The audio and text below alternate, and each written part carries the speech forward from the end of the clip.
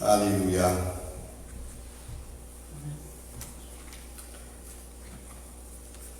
Alors, on est bien installés dans nos maisons,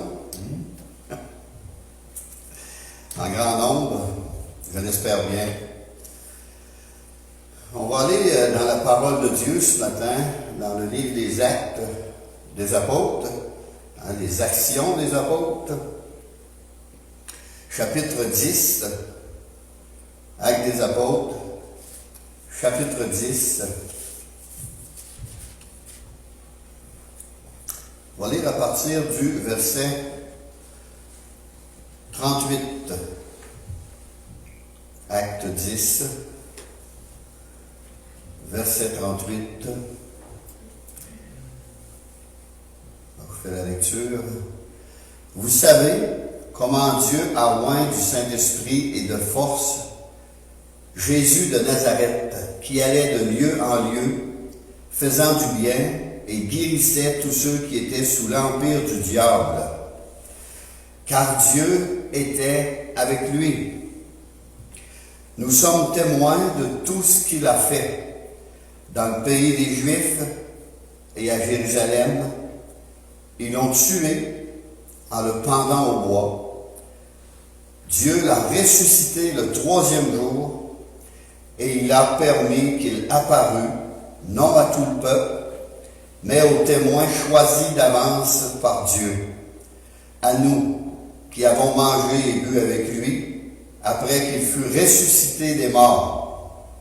Et Jésus nous a ordonné de prêcher au peuple et d'attester que c'est lui qui a été établi par Dieu juge des vivants et des morts. Tous les prophètes de l'Ancien Testament rendent de lui le témoignage que quiconque croit en lui reçoit par son nom le pardon des péchés. Comme Pierre prononçait encore ces mots, le Saint-Esprit descendit sur tous ceux qui écoutaient la parole. Amen. Prions. Seigneur, peux-tu bénir ta parole, la rendre vivante dans les cœurs? C'est toi, Seigneur, qui fais l'œuvre à nous de Dieu. C'est toi qui convaincs de péché, de justice et de jugement à venir. C'est toi et toi seul. Je m'en remets entièrement à toi, Seigneur, ce matin, devant cette parole glorieuse, merveilleuse, cette parole si puissante, si riche. À toi seul la gloire et l'honneur, dans le nom de Jésus, je prie. Amen. Alors, les apôtres, ou plutôt l'apôtre Pierre, annonce le salut à un homme ici du nom de Corneille. On va les lire dans Acte 10, versets 1 et 2. Il y avait à Césarée un homme nommé Corneille, centenier, dans la cohorte dite italienne. Cet homme était pieux et craignait Dieu. Avec toute sa maison, il faisait beaucoup d'aumônes au peuple et il priait Dieu continuellement. On va aller aussi lire dans Acte 11, versets 13 et 14. Acte 11, versets 13 et 14. En parlant de Corneille, cet homme nous racontant comment il avait vu dans sa maison l'ange se présentant à lui et disant « Envoie à Joppé et fais venir Simon, surnommé Pierre, l'apôtre Pierre, qui te dira des choses par lesquelles tu seras sauvé, toi et toute ta maison. » Amen. C'est très important ici, ce que nous venons de lire. Ce verset constitue la preuve que Corneille est un homme pieux. Il avait un amour pour Dieu. Il craignait Dieu. Il avait la crainte de Dieu. Le Dieu des Juifs, parce que lui, c'est un Italien.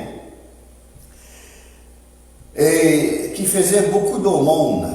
Il donnait beaucoup d'argent pour l'œuvre de Dieu et priait Dieu, mais n'était pas sauvé.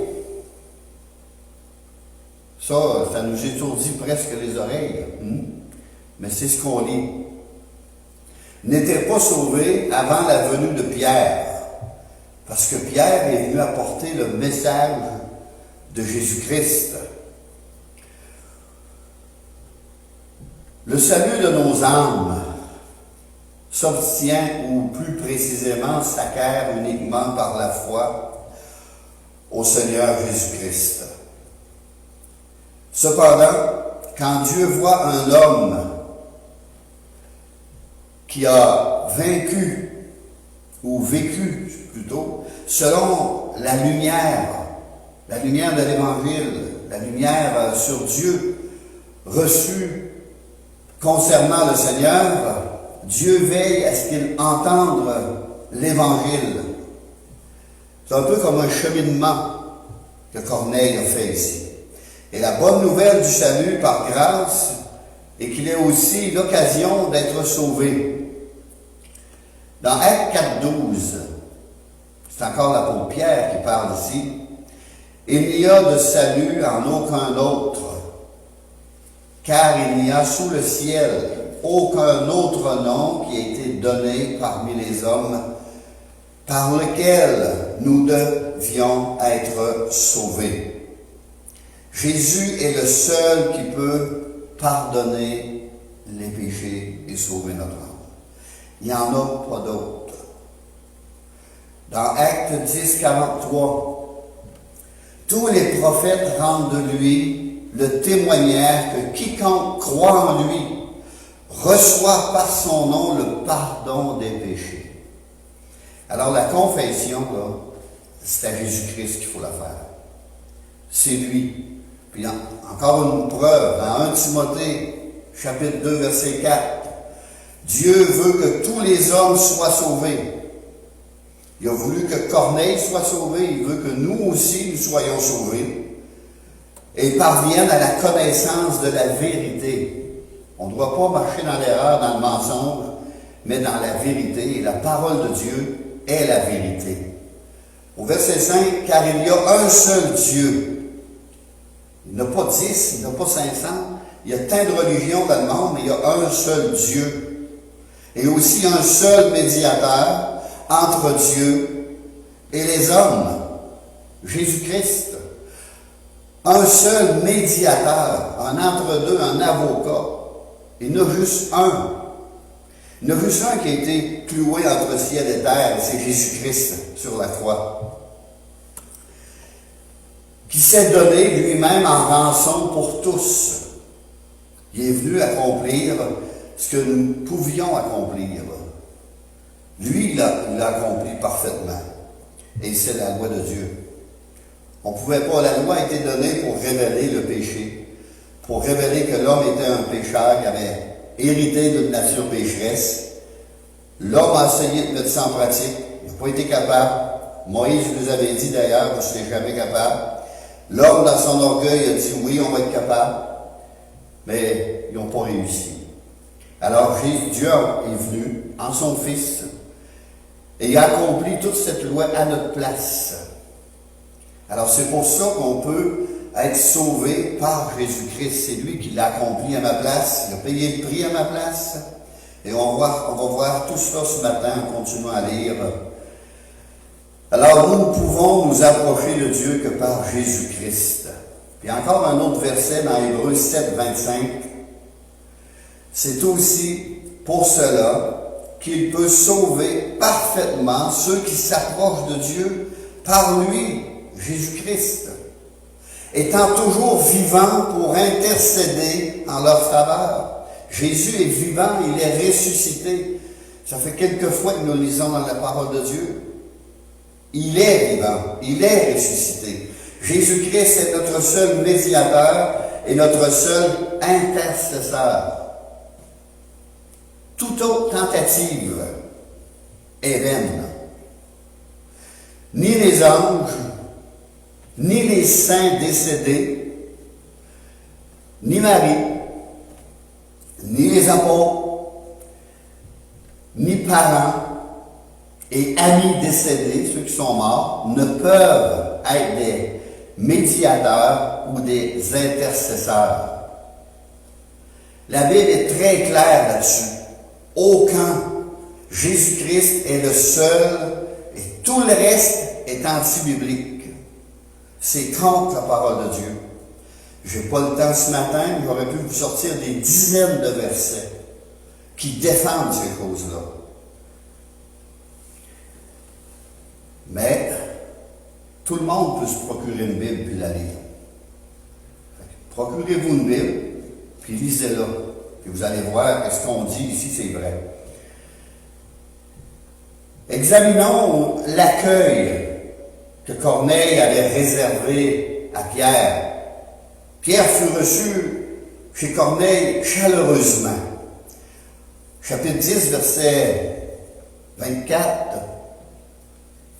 Ils arrivèrent à Césarée le jour suivant. Corneille les attendait. Il avait invité ses parents et ses amis intimes. Et lorsque Pierre entra, Corneille, qui était allé au-devant de lui, tomba à ses pieds et se prosterna.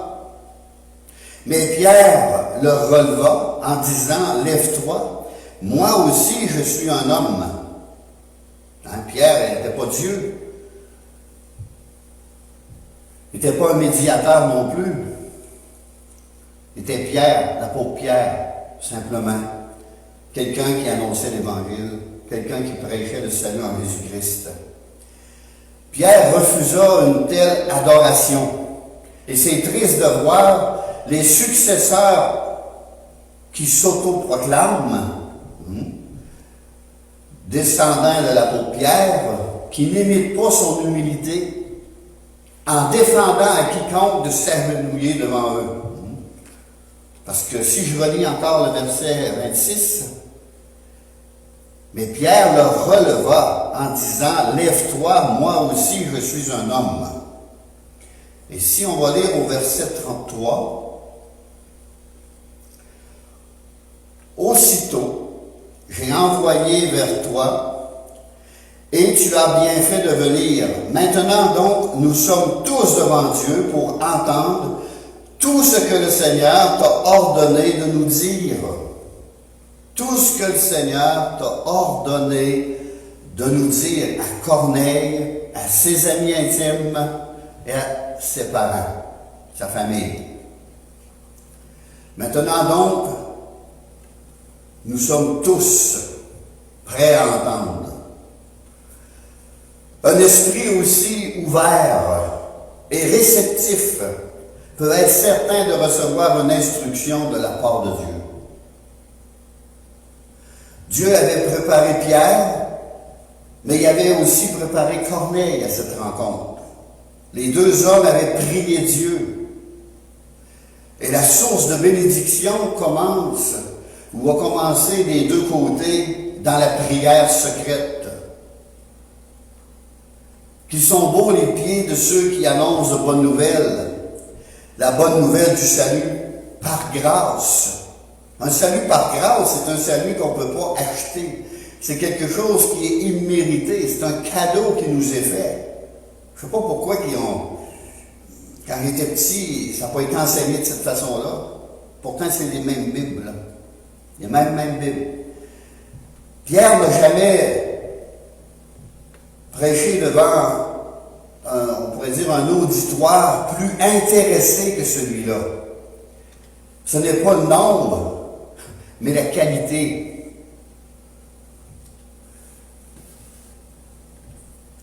Allons au message, verset 38.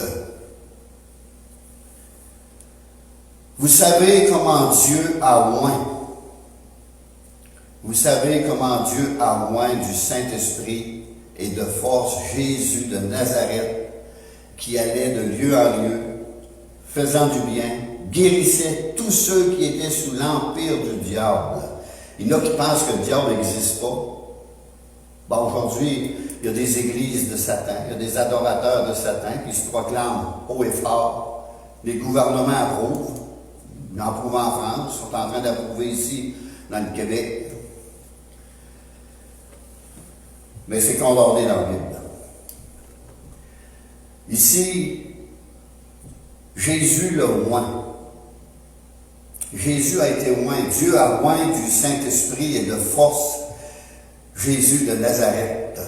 Cette onction eut lieu au Jourdain, quand l'Esprit de Dieu est descendu sur lui comme une colombe dans Matthieu 3, 16. Et voici les cieux s'ouvrirent, et il vit l'Esprit de Dieu descendre comme une colombe et venir sur lui, sur Jésus. C'est quelque chose de visuel qui est venu. L'Esprit qui avait pris une forme de colombe a descendu sur Jésus, et voici une voix fit entendre des cieux ces paroles: celui-ci est mon Fils bien-aimé, en qui j'ai mis toute mon affection, mon amour, ma tendresse. L'Esprit de Dieu descendit sur Jésus. Dieu a scellé Jésus, son Fils éternel, dans les mains duquel ont été déposés le salut des pécheurs et la gloire du Père. On peut voir aussi Jésus le compatissant.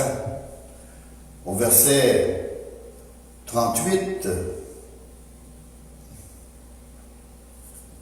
du chapitre 10, donc 38b.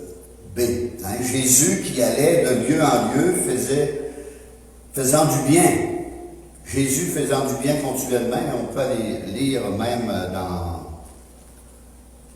l'évangile de Luc, pour comprendre un peu plus le bien qu'il est venu faire. Chapitre 4, Luc, chapitre 4, verset 16. Il se rendit à Nazareth, verset 16, il se rendit, en parlant de Jésus, où il avait été élevé, et selon sa coutume, il entra dans la synagogue le jour du sabbat. Il se leva pour faire la lecture, et on lui remit le livre du prophète Isaïe. Alors, c'est pas d'hier que le prophète, les écrits du prophète Isaïe sont là. Au moins 700 ans. Alors, ça a été remis. C'est pas Jésus qui a demandé. Il a remis le livre Isaïe. Mais Jésus est Dieu, il connaît toutes choses. L'ayant déroulé, il trouva l'endroit où il était écrit: l'Esprit du Seigneur est sur moi, parce qu'il m'a oint pour annoncer une bonne nouvelle aux pauvres. Il m'a envoyé pour guérir ceux qui ont le cœur brisé, pour proclamer aux captifs la délivrance, et aux aveugles le recouvrement de la vue, pour renvoyer libres les opprimés, pour publier une année de grâce du Seigneur. Ensuite, il roula le livre, le remit au serviteur et s'assit. Tous ceux qui se trouvaient dans la synagogue avaient les regards fixés sur lui, sur Jésus-Christ. Alors il commença à leur dire: aujourd'hui, cette parole de l'Écriture que vous venez d'entendre est accomplie. Est accomplie. Ça nous parlait de Jésus. Il a trouvé la place et il l'a lu. Cette parole est accomplie 700 ans avant la naissance de Jésus-Christ. Et tous lui rendaient témoignage. Et il était étonné des paroles de grâce qui sortaient de sa bouche. Il est tout dans l'étonnement. Des paroles de grâce. Ici, Jésus indique le dessein de son ministère, sous l'onction de l'Esprit. Ses yeux remplis de compassion étaient toujours, on peut dire, à la recherche d'âmes humble et dans le besoin. Car il voulait faire du bien. C'était son but. Il est venu pour ouvrir les yeux des aveugles aussi. Toujours prêt à relever et à bénir tous ceux qui ont le cœur brisé. Qui n'a pas eu un jour ou l'autre le cœur brisé? Une peine d'amour, le cœur déchiré, une trahison, un reniement, des coups par en arrière, des paroles de calomnie répandues. Qui n'a pas eu un jour le cœur brisé, déchiré, rempli de tristesse? Mais Jésus est venu et les relève. Il les relève par sa parole. Il les guérit. Il est capable de penser les blessures. Cette guérison concerne l'être tout entier, à la fois sur le plan physique et sur le plan spirituel. Moi, j'ai été guéri à plusieurs reprises par le Seigneur. Il y a d'autres fois que j'ai passé par des opérations, mais plusieurs fois que Dieu a mis sa main pour me guérir complètement. Il change la tristesse en joie. Je me souviens du jour que j'ai accepté Jésus-Christ dans ma vie, et tous ceux qui m'écoutent, qui ont vécu cette nouvelle naissance, naître d'en haut, par le Saint-Esprit, la joie qu'on a ressentie, qu'on peut ressentir, elle est encore là. Cette joie-là est encore là, au plus profond de notre âme.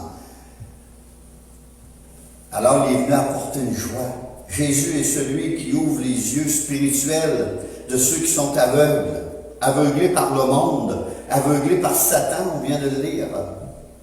Satan qui tient le monde dans les ténèbres, dans la noirceur, dans le mensonge, afin qu'il ne voit pas briller la vérité de la bonne nouvelle de Dieu, de l'Évangile. Il est venu aussi pour délivrer ceux qui sont captifs, ceux qui sont esclaves, en d'autres mots, de toutes sortes de passions, des passions déréglées, des mauvaises passions, peut-être par le jeu, la boisson, les drogues, le sexe, et de mauvais désirs, la délivrance de l'emprise de Satan, du mal et du péché, et aussi de la culpabilité. Le Seigneur est venu délivrer tout cela.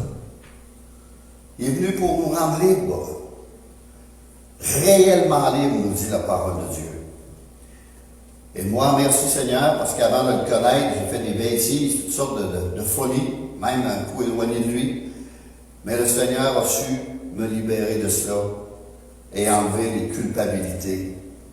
Et je sais aujourd'hui que mon âme est sauvée.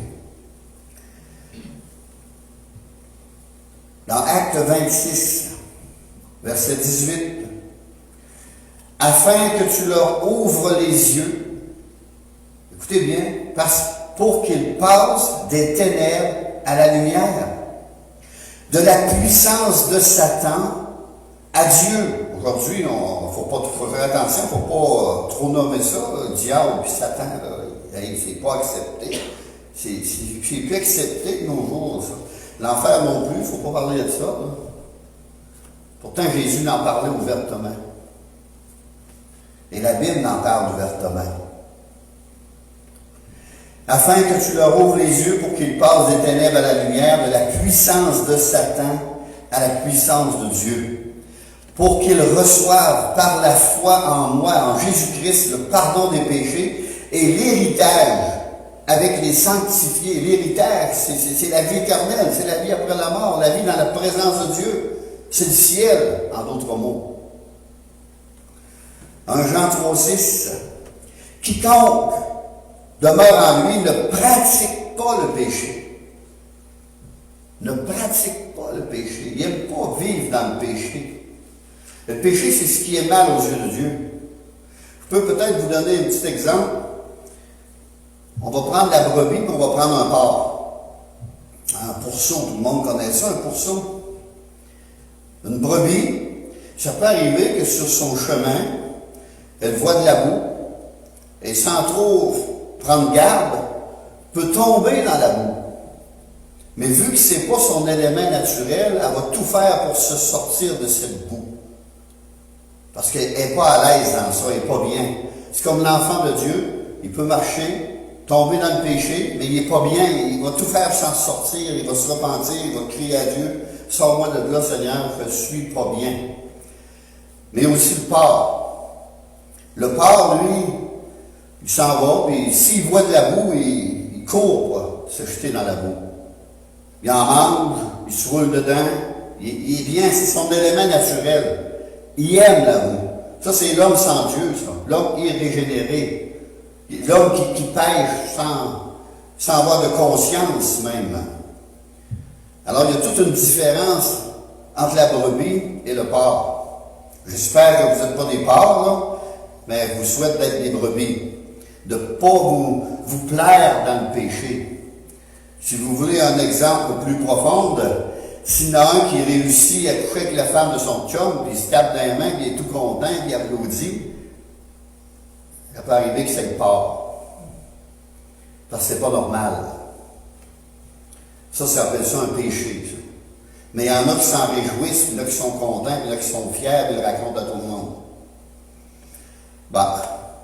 Il y a les enfants de Dieu dans la Bible, il y a les enfants de Satan. Étudiez qui peut être votre père. Ici, ce n'est pas à l'homme de dire ce qui est péché ou pas. Hein. De nos jours, les hommes, ça c'est pas péché, ça c'est péché. Les hommes aiment bien discerner eux-mêmes ce qui est mal, ce qui n'est pas mal.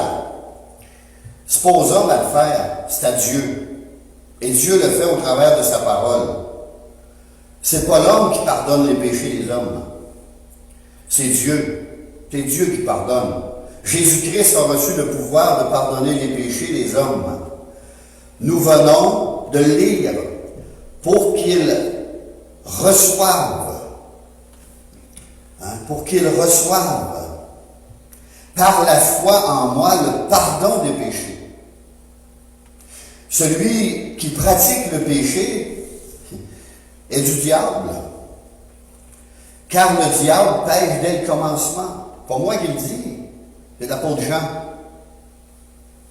C'est l'apôtre Jean dans son épître qui le dit. Le Fils de Dieu a paru afin de détruire les œuvres du diable.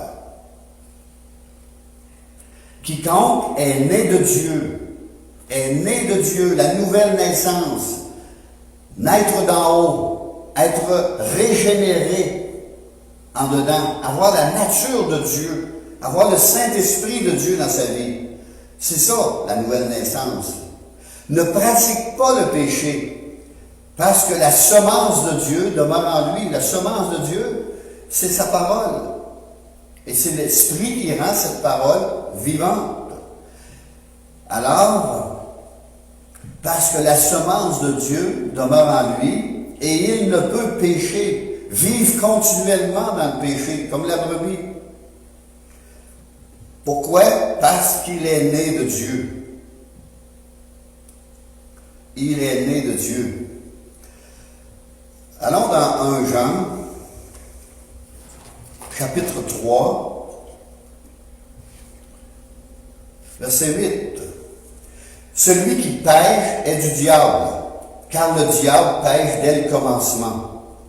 Le Fils de Dieu a paru afin de détruire les œuvres du diable.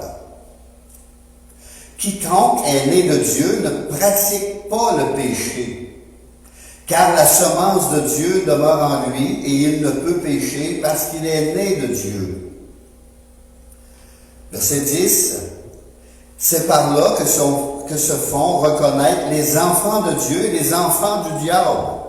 Est-ce que c'est nouveau pour vous de savoir que le diable a des enfants?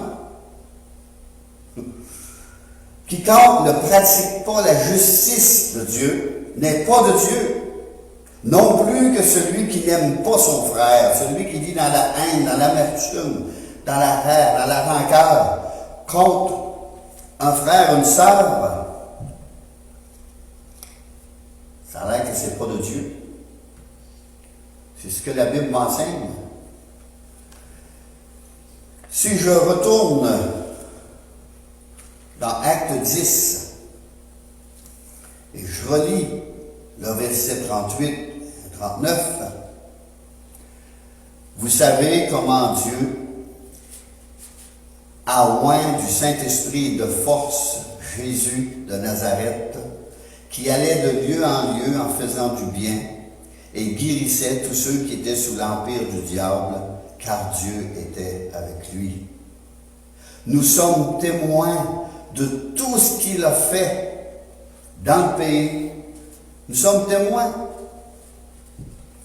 Alors, témoins de sa puissance.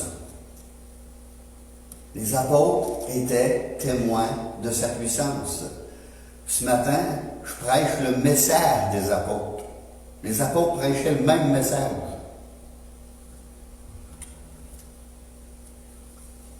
Témoin de sa puissance, ça veut dire de ses miracles, de ses résurrections, résurrection des morts. Jésus a ressuscité une jeune fille de 12 ans, un jeune homme dans la vingtaine et Lazare en adulte. Jésus a fait 3 résurrections et c'est tous des témoins. Il a fait des délivrances de l'emprise des mauvais esprits. Jésus chassait les démons, chassait les mauvais esprits. Aujourd'hui, ça a l'air que ça n'existe plus, ça. Je pense qu'il y en a plus que jamais. Il chassait les mauvais esprits de toutes sortes, parce qu'il y en a plusieurs sortes de mauvais esprits. Eux, ils ont été témoins de ces guérisons.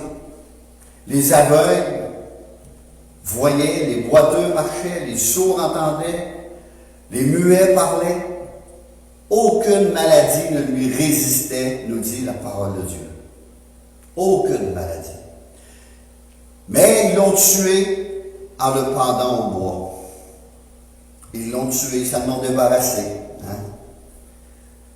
Jésus a été à la croix du Calvaire. Verset 39, et B, on pourrait dire, ils l'ont tué en le pendant au bois. Nous avons vu Jésus qui avait été oint, puis Jésus rempli de compassion, et nous pouvons voir Jésus le puissant, hein, sa puissance à l'œuvre. Maintenant, on peut voir aussi Jésus le souffrant, ce qu'il a souffert à la croix, comme on vient de lire.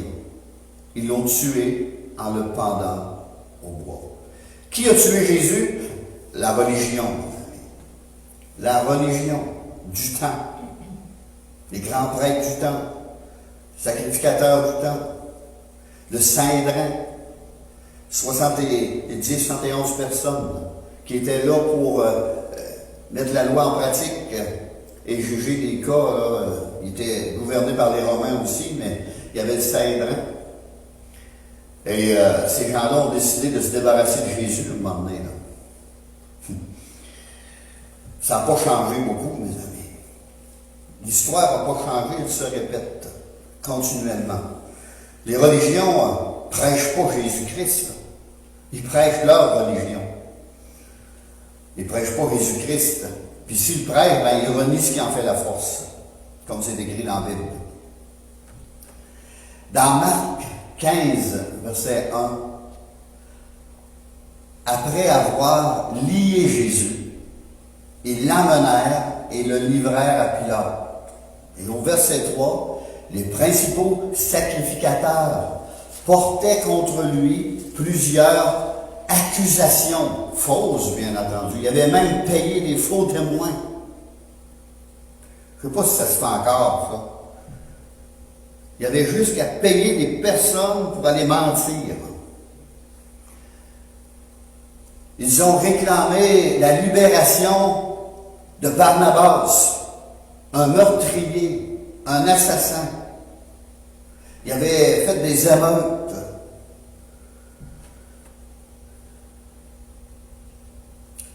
Alors, ils ont libéré, ils ont crié de libérer Barnabas et de crucifier Jésus. Crucifier quelqu'un qui avait fait seulement du bien, aucun crime, sauf dénoncer le mensonge et l'erreur et la religion. Alors, ils s'en ont débarrassé. Un juste. C'était le comble à la loi de faire crucifier un juste, parce qu'il n'y avait aucune preuve pour l'accuser. Mais les chefs des sacrificateurs excitèrent la foule au verset 11. Ils excitèrent la foule, ils ont poussé, afin que Pilate leur relâchât Barnabas. Barnabas, il y a une belle image dans Barnabas. L'image de Barnabas représente l'humanité entière, l'homme pécheur. Jésus a pris sa place. C'est Barnabas qui aurait dû être crucifié, l'ami. Mais Jésus a pris sa place à la croix du Calvaire. Même Jésus est mort pour ce meurtrier. Je ne sais pas si Barnabas a pu s'en repentir un jour. La Bible n'en parle pas. Ici, les souverains sacrificateurs, fit battre de verre Jésus et le livra pour être crucifié. Au verset 15, puis les soldats se sont moqués de Jésus. Ils posèrent sur sa tête une couronne d'épines et ils lui frappaient la tête avec un roseau, avec les branches avec des épines dessus, crachaient sur lui en se moquant de lui. Et on pourrait continuer. Puis ils le crucifièrent entre deux malfaiteurs. C'était encore prophétisé dans l'Ancien Testament. C'était prophétisé que Jésus allait être crucifié entre deux malfaiteurs. Jésus, qui n'avait jamais péché, est mort à la place de chacun de nous. On pourrait dire pauvre pécheur. Par sa crucifixion, il a payé le châtiment de notre péché et a détruit l'œuvre de Satan. Désormais, tous les hommes peuvent se tourner vers Jésus dans la repentance et la foi et recevoir le pardon et la vie éternelle. Il a payé la dette du péché. Lui juste, mort pour des injustes. On ne peut pas avoir un meilleur exemple que cela. Tout homme est injuste. Tout homme pêche. Mais lui, il a accompli la justice de Dieu en venant mourir pour nous. Acte 10. Je vais relire le verset 40. Dieu l'a ressuscité le troisième jour et il a permis qu'il apparût, non à tout le peuple, mais aux témoins choisis d'avance par Dieu, à nous qui avons mangé et bu avec lui, après qu'il fut ressuscité des morts. Il y en a encore aujourd'hui qui ne croient pas à la résurrection des morts. Ces hommes-là ont rendu témoignage, mais ils sont tous morts martyrs à cause de leur témoignage. On voit que la terre est gérée par Satan. Le monde est géré par Satan. Qui aurait osé tuer ces hommes-là, sinon Satan, ou un esprit magnifique du témoignage qu'ils rendaient, puis accepté de mourir pour leur témoignage. Jésus, le ressuscité. Il est ressuscité. Dieu l'a ressuscité le troisième jour. Dans Acte 2, 24, nous dit Dieu l'a ressuscité en le délivrant des liens de la mort parce qu'il n'était pas possible qu'il fût retenu par elle. C'est impossible parce que Jésus est la vie. On ne peut pas tuer la vie. C'est lui qui a donné toute vie. Alors il nous a prouvé qu'il était Dieu. Il nous a prouvé que c'est lui qui donnait la vie en ressuscitant. La mort n'a pas eu de pouvoir sur lui. Puis en plus, il en avait ressuscité 3. 1 Corinthiens, chapitre 15, verset 1. Je vous rappelle, frères, l'évangile que je vous ai annoncé, que vous avez reçu, dans lequel vous avez persévéré. Il faut rester dedans. Et par lequel vous êtes sauvés, si vous le retenez tel que je vous l'ai annoncé, autrement vous auriez cru en vain. En vain, ça veut dire inutilement. Verset 3, je vous ai enseigné avant tout, comme je l'avais aussi reçu, que Jésus est mort pour nos péchés selon les Écritures, selon la parole de Dieu, selon les écrits de l'Ancien Testament, et qu'il a été enseveli, et qu'il est ressuscité le 3e jour selon les Écritures, comme c'était écrit d'avance, comme c'était dit d'avance, et qu'il est apparu à Céphas. Céphas, c'est Pierre, avant que Jésus change son nom, puis aux 12, les 12 apôtres. Ensuite, il est apparu à plus de 500 frères à la fois. Ça fait qu'il y avait 500, à part des apôtres, qui étaient tous témoins, dont la plupart sont encore vivants. Lorsqu'il écrit, Paul écrit aux Corinthiens, il pouvait même aller jaser avec ces personnes-là qui avaient vu Jésus vivant. Donc, quelques-uns sont morts, mais il en restait encore beaucoup de vivants, beaucoup de témoins pour témoigner qu'ils avaient vu Jésus-Christ ressuscité. Ensuite, il est apparu à Jacques. Jacques, ça c'est le frère de Jésus qui a écrit l'épître de Jacques. Puis à tous les apôtres. Après eux tous, il m'est apparu à moi, à Paul, comme l'avorton, car je suis le moindre des apôtres. Je ne suis pas digne d'être appelé apôtre parce que j'ai persécuté l'Église de Dieu. Paul avait persécuté l'Église de Christ. Il ne se disait pas digne, mais Dieu le pardonnait. Dieu a effacé son péché et a fait de lui un grand apôtre. C'est Paul qui a écrit presque tout le Nouveau Testament. C'est drôle, hein, que Pierre est le premier pape, mais c'est pas lui qui a écrit le Nouveau. Il me semble que ça aurait dû être lui qui aurait écrit le Nouveau Testament. Mais c'est l'apôtre Paul. Parce que l'apôtre Paul, il connaissait l'Ancien Testament sur le bout de ses doigts.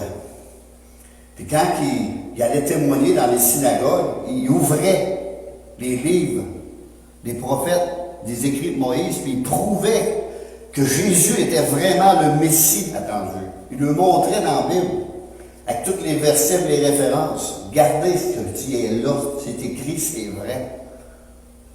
Il y en a qui croyaient, il y en a d'autres qui se le passaient par-dessus la tête. Comme aujourd'hui. Alors ici, c'est l'apôtre Paul qui parle, et quand il dit selon les Écritures de l'Ancien Testament, le Nouveau Testament n'existait pas encore. Alors dans Isaïe 53, verset 4, écoutez bien, dans Isaïe, 700 ans avant la venue de Jésus, cependant, ce sont nos souffrances qu'il a portées. C'est de nos douleurs qu'il s'est chargé. Et nous l'avons considéré comme puni, frappé de Dieu et humilié. Mais il était blessé pour nos péchés, brisé pour nos iniquités. Le châtiment qui nous donne la paix, le salut de notre âme est tombé sur lui. Et c'est par ses meurtrissures que nous sommes guéris. Pensez à tous ces miracles, à tout ce que Jésus a fait, tout ce que Jésus a accompli, et encore ce qu'il accomplit de nos jours. Au verset 6, nous étions tous errants, comme des brebis. Chacun suivait sa propre voie. On dirait qu'il parle aux gens d'aujourd'hui. Ah ben moi, pour aller au ciel, il faut faire ça, je vais être bon avec l'autre, puis mon ami, mon voisin, je vais être russe, puis on va aller au ciel. Si un ciel existe, c'est sûr que je vais là. C'est pas drôle d'entendre toutes ces stupidités qu'on entend là, ces années-ci. Dieu a établi un plan pour aller au ciel. C'est pas notre plan qui est bon, c'est le plan de Dieu. Soyez sûrs et certains de cela. Nous, le monde, ils voient ça de leur propre façon. Leur propre pensée. C'est pas notre propre façon et notre propre pensée qui est bonne, c'est elle de l'Éternel. C'est le plan de Dieu. Parce que tout bien qu'il va y avoir une question qui va nous être posée au jugement dernier. Qu'as-tu fait de mon fils? Qu'est-ce que tu as fait de mon fils que j'ai envoyé mourir sur la croix du calvaire pour toi? Qu'est-ce que tu en as fait? Bon, ben là, je n'ai pas trop entendu parler. C'est pas ça que je te pose. C'est pas cette question-là que je te pose. Qu'as-tu fait de mon fils? Point final. Réponds. L'as-tu accepté ou tu l'as rejeté? Si tu l'as rejeté, ben, va avec tous ceux qui l'ont rejeté. Si tu l'as accepté, ben, range-toi de ce bord-là. Ça va être comme ça. Et l'Éternel a fait retomber sur lui l'iniquité de nous tous, semblable à un agneau qu'on mène à la boucherie. Hein? Jésus est appelé l'agneau de Dieu. J'espère que vous le savez. La Bible en témoigne partout. Jésus, c'est l'agneau de Dieu qui ôte le péché du monde. Ce passage d'Ésaïe 53 en est la preuve irréfutable. Si on veut avoir les yeux ouverts, c'est le temps. 700 ans avant Jésus-Christ. Encore dans Ésaïe 53, verset 9, on a mis son sépulcre parmi les méchants et son tombeau avec le riche. C'est ce qui s'est passé. Son sépulcre parmi les méchants, c'est les larrons qui étaient à chaque bord de lui. Et son tombeau avec le riche, c'est un riche qui est venu chercher le corps de Jésus, puis il l'a enterré dans son propre tombeau, un tombeau neuf. Alors son ensevelissement avait été aussi prédit, et sa résurrection aussi. Si on va dans le psaume 16, le psaume 16,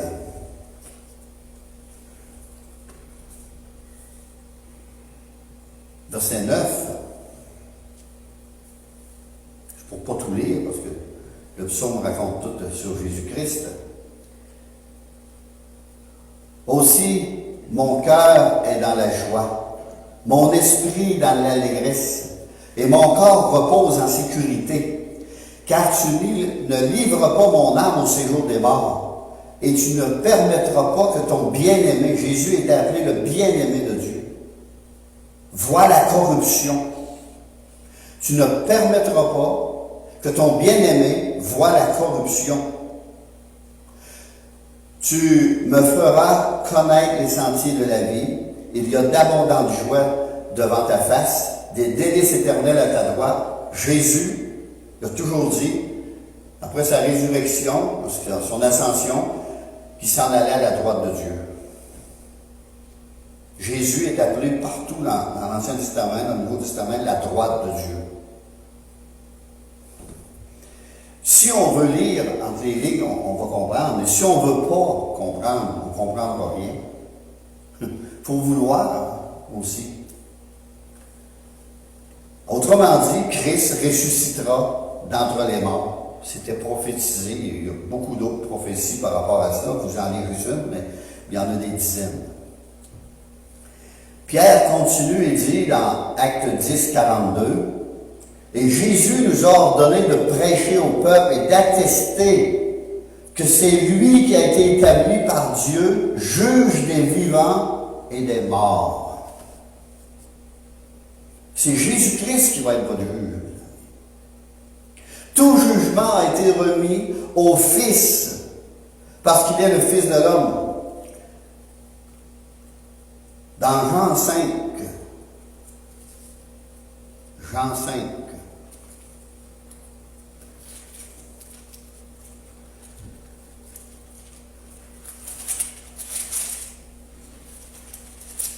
Jean 5, verset 22.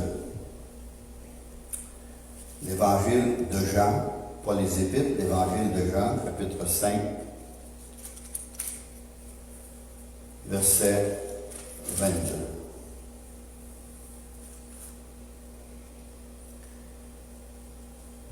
Le Père ne juge personne, mais il a remis tout jugement au Fils, afin que tous honorent le Fils comme il honore le Père. Celui qui m'honore, qui n'honore pas le Fils, n'honore pas le Père qui l'a envoyé. En vérité, je vous le dis, celui qui écoute ma parole et qui croit à celui qui m'a envoyé a la vie éternelle et ne vient point en jugement, mais il est passé de la mort à la vie.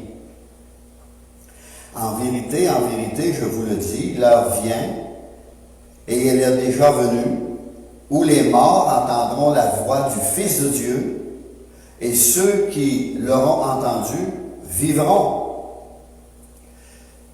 Car, comme le Père a la vie en lui-même, ainsi il a donné au Fils d'avoir la vie en lui-même. Et il lui a donné le pouvoir de juger, parce qu'il est Fils de l'homme. Dieu s'est fait homme, c'est ça que ça veut dire, Fils de l'homme. Si vous voulez une étude plus complète, vous lirez versets 28 et 30, puis vous irez dans 2 Corinthiens, chapitre 5, verset 10. Et là, on va terminer en allant dans Apocalypse. Alors, je ne vous conseille pas de rejeter Jésus-Christ, mais de l'accepter, parce que c'est lui qui va nous juger. C'est lui qui va juger les vivants et les morts. C'est quelque chose. Dieu a remis le jugement dans les mains du Fils. Apocalypse 20, on pourrait lire à partir du verset 11. Puis je vis un grand trône blanc, et celui qui était assis dessus. La terre et le ciel s'enfuirent devant sa face, et il ne fut plus trouvé de place pour eux. Et je vis les morts, les grands et les petits, qui se tenaient devant le trône. Des livres furent ouverts, des livres de souvenirs, et le livre de la vie éternelle. Et un autre livre fut ouvert, celui qui est le livre de vie, lui qu'il faut que notre nom soit écrit. Et les morts furent jugés selon leurs œuvres, d'après ce qui était écrit dans ces livres. Au verset 13, la mort rendit les morts qui étaient en elle. La mort et le séjour des morts rendirent les morts qui étaient en eux. Et chacun fut jugé selon ses œuvres. Et la mort et le séjour des morts furent jetés dans l'étang de feu. C'est la seconde mort. L'étang de feu, c'est la mort spirituelle, la mort éternelle. On a une vie physique, mais il y a une vie spirituelle aussi. On a une mort physique, mais il va y avoir une mort spirituelle aussi. Quiconque ne fut pas trouvé écrit dans le livre de vie fut jeté dans l'étang de feu. Alors, c'est à vous de choisir. De croire en Jésus-Christ ou de le rejeter. Dans Acte 10, verset 43, tous les prophètes rendent de lui témoignage que quiconque croit en lui reçoit par son nom le pardon des péchés. Jésus, le Sauveur, par son nom, la porte du pardon et de l'admission a été grande ouverte. Je suis la porte, a dit Jésus. Jésus est cette porte. Et par cette porte ouverte, l'appel de Dieu se fait entendre à travers l'évangile de grâce. Mais quand cette même porte sera fermée, aucun homme n'aura plus la possibilité d'y entrer. Je dis qu'elle est terminée, mais j'ai envie de le lire dans Luc 13. C'est important.